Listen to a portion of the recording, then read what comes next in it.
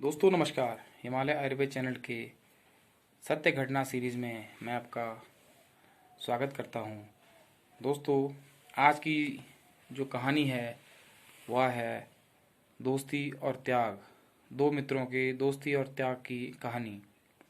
तो चलिए शुरू करते हैं आज की कहानी। बहुत साल पुरानी बात है कि दो मित्र थे, उनके बीच में बड़ी दोस्ती थी। अचानक क्या हुआ कि एक मित्र की तबीयत खराब होगी। दिन ब दिन उसके घर वालों ने उसको अच्छे से अच्छे डॉक्टरों में दिखाया, लेकिन डॉक्टरों ने कहा कि भाई ये ज़्यादा से ज़्यादा 2-3 महीने का ही मेहमान है, 2-3 महीने का समय इसके पास कुल बचा है। तो उसने जब सुना सभी लोगों ने तो परेशान हो गए। थक हार कर उसने एक दिन क्या किया कि अपने उस मित्र को बुलाया, अपनी पत्नी को भी बुलाया। कहा देखो भाई मेरी एक अंतिम इच्छा है, उसको पूरी करोगे कि नहीं करोगे। उसने कहा हाँ करेंगे। सभी ने कहा करेंगे भाई। कहा कि भाई मैं चाहता हूँ कि मेरे पास अब क्योंकि समय कम है और मेरे बाद मुझे एक ही चिंता सता रही है कि मेरे बाद मेरे बच्चों का क्या होगा। तो इसका मैंने एक सॉल्यूशन निकाला है। कि बोले क्या सॉल्यूशन निकाला है।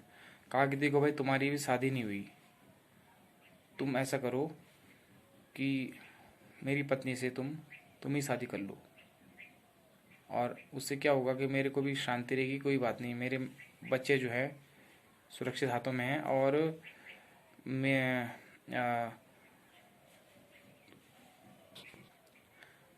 और चूंकि तुम्हारी भी शादी नहीं हुई इसलिए इसमें ऐसी कोई दिक्कत वाली बात भी नहीं है, क्योंकि मैं तो घटना ये जो जीवन का सुनहरा पर्दा है इससे कुछ दिन बाद लापता होने वाला हूँ। एक पात्र कहानी से ख़त्म हो जाएगा। तो उसके पत्नी और उसके मित्र ने अंत में इस प्रपोजल को स्वीकार कर लिया।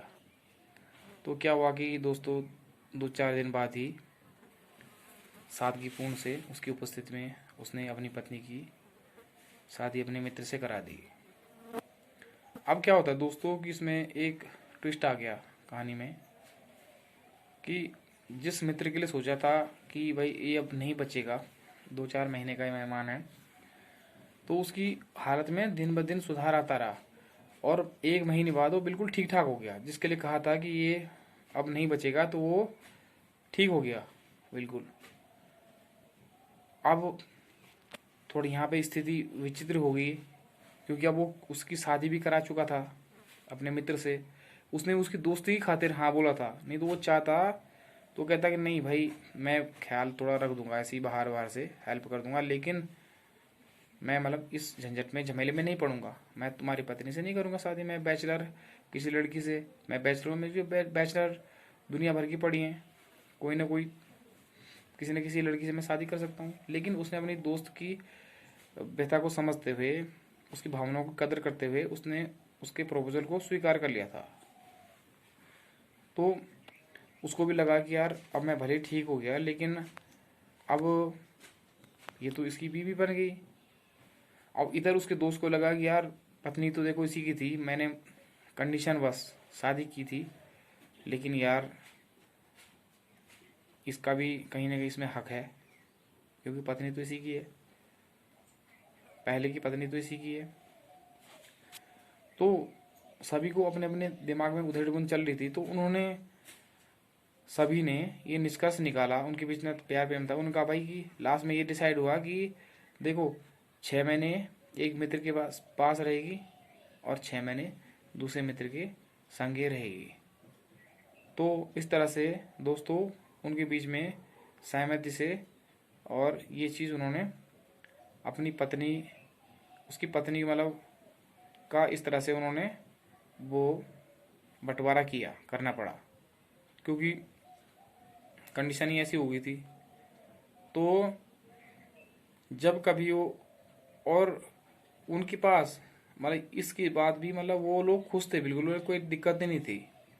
उनके बीच में इतना प्यार था सभी के बीच में कि मतलब उन्हें लगता ही नहीं था कि हम तीनों, लगता हम एक ही हैं। तो कभी कभी दोस्तों ऐसा भी होता है जीवन में।